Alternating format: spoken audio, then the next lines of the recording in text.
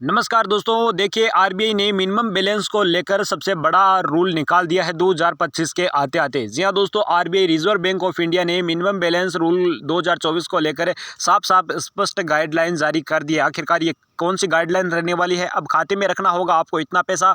RBI का minimum balance को लेकर नया नियम क्या है, पूरी जानकारी इस वीडियो में देंगे।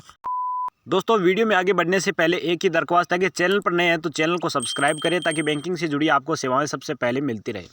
आरबीआई अपडेट की अगर हम बात करें तो भारतीय रिजर्व बैंक ने बैंकों द्वारा लागू किए जाने वाले मिनिमम बैलेंस के खाते को निश्चित नियम नहीं बनाए हैं।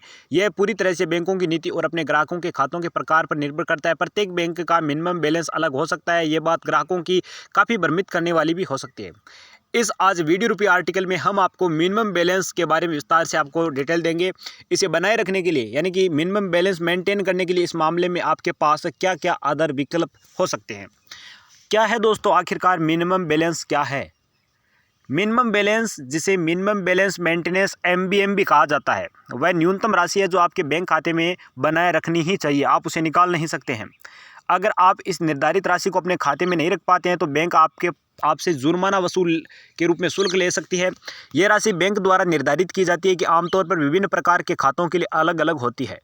अगर हम एग्जाम्पल के तौर पर समझें, उदाहरणतः हम समझें तो दोस्तों, जितने भी हमारे सेविंग अकाउंट्स हैं, बचत खाते हैं, सैलरी खाते के लिए मिनिमम बैलेंस की आवश्यकता अलग हो सकती है। जी हाँ दोस्तों, हमारे जितने भी सेविंग अकाउंट है और सैलरी खाते रहते हैं, उनमें मिनिमम बैलेंस की आवश्यकता जो है, रिक्वायरमेंट जो है, वो अलग अलग रह सकती है, एक पर निर्भर नहीं करती है।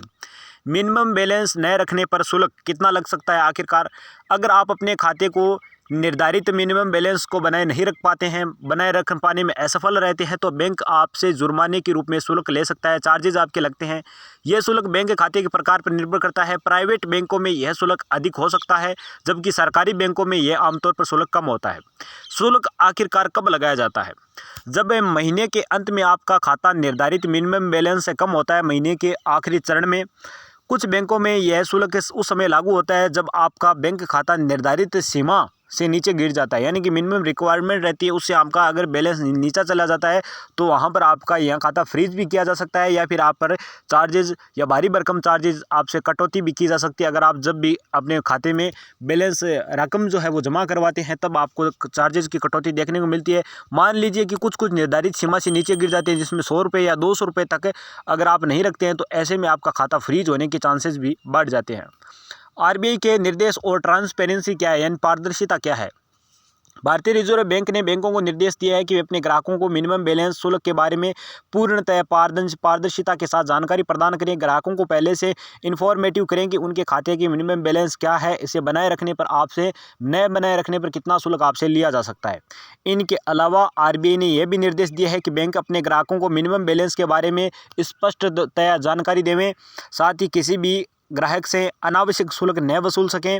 कुछ बैंकों ने मिनिमम बैलेंस शुल्क हटा भी दिए हैं कि अगर आपके खाते में 0 रुपये भी नहीं है, तब भी आपका खाता सेफ और सिक्योर है। आपका खाता फ्रीज नहीं किया जाएगा, आपका खाता बंद नहीं किया जाएगा और आपके खाते पर न ही किसी भी तरह के कोई भी चार्जेज लगाए जाएंगे। ऐसे खाते जो हैं नकद खाते की श्रेणी में भी आप ले सकते हैं। हालांकि बिना मिनिमम बैलेंस वाले कुछ विशेषताएं सीमित हो सकती है खातों को लेकर, जिनमें नकद निकासी शुल्क, चेकबुक शुल्क, एटीएम से नकद निकासी पर सीमा आप कह सकते हैं।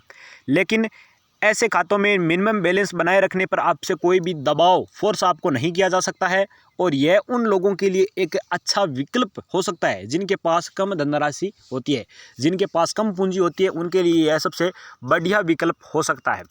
मिनिमम बैलेंस शुल्क से बचने के टिप्स क्या क्या है? सैलरी खाता आपको खोलना चाहिए।